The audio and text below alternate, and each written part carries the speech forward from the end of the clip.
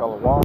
First and foremost, I'd like to give all praises, honor, and glory to Yahweh, Bahashem Yahushai, Bahashem Kakwadash. Double honors to the elders and the apostles and everyone else who never will. Peace and salutations to the elect of Israel, to USA Shalom. Lord willing, this lesson is edifying to the flock of Yahweh, Bahashem Yahushai. Now, Salakia, for any background noises, Jake kind of walking through traffic right now. Salakia. The Lord willing, this lesson is edifying even with the distractions in the background.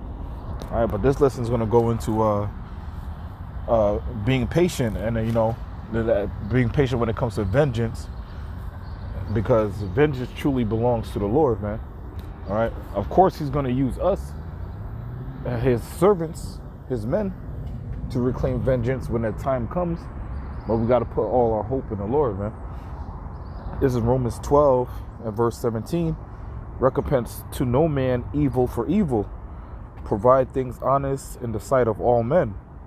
If it be possible, as much as lieth in you, live peaceably with all men.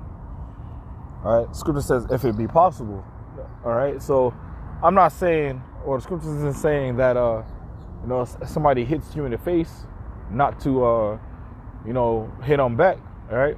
This is not saying that. This is saying basically, of course, when the time comes, you have to defend yourself. But this is basically saying, don't recompense evil for evil, right? Don't take vengeance into your own hands, right? Put it upon the Lord. Put your hope and trust in the Lord that he will defend you, man. Strive for the truth unto the death, and the Lord, he shall fight for you. Roughly paraphrasing. This is Romans 12 and 18 again. If it be possible, as much as lieth in you, live peaceably with all men.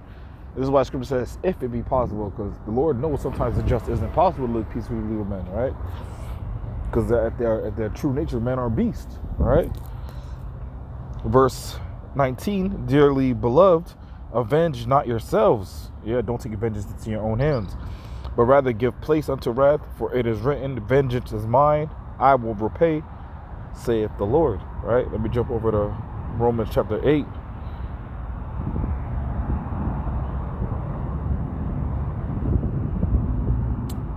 Slovakia.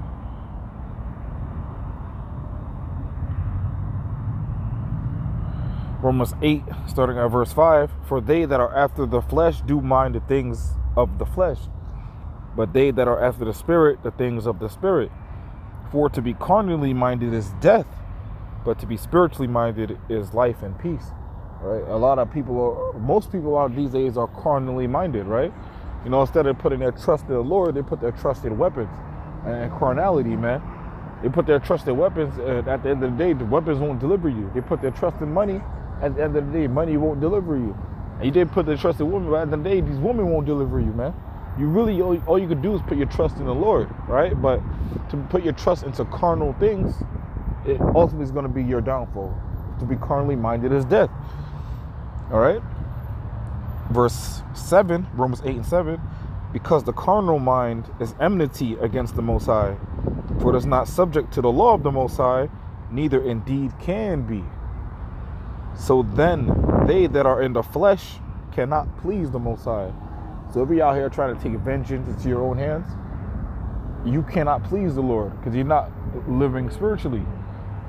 If Esau, if you're at the plantation and Esau Edom robs 2 hours of work out of your paycheck, you can't be carnally minded and try to burn the place down or steal from the job. No, you got to put it on the Lord so he can take vengeance for you. And Lord willing, he will use us, his men, his servants, the prophets. Lord will be part of that number, Salakia. But Lord willing, he uses us to get vengeance on our enemies, right? Because it's written in, if we go to the book of Salakia, Ezekiel 25, might be 24.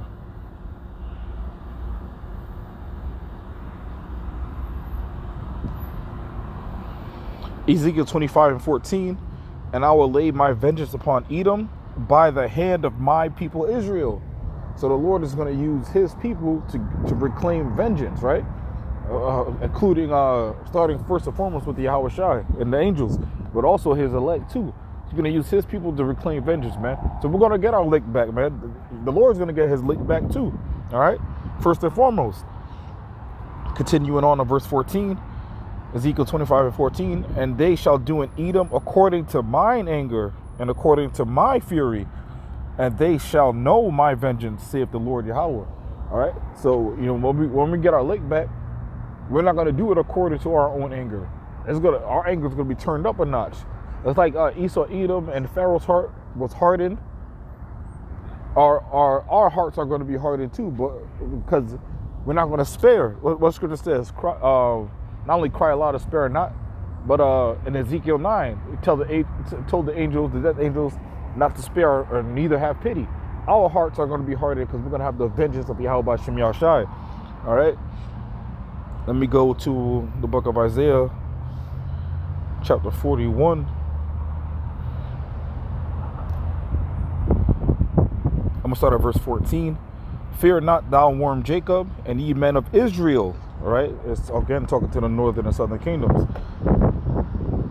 I will help thee, saith the Lord, and thy Redeemer, the Holy One of Israel. Behold, I will make thee, talking to the Israelites, the elect of Israel, a new sharp threshing instrument having teeth. Thou shalt thresh the mountains and beat them small, and shalt make the hills chaff. Now the mountains aren't talking about literal mountains, but great nations and great governments. All right, the hills are the lesser size and lesser powerful governments. Right. Verse 16: Thou shalt fan them, and the wind shall carry them away, and the whirlwind shall scatter them. Thou shalt rejoice in the Lord, and shalt glory in the Holy One of Israel.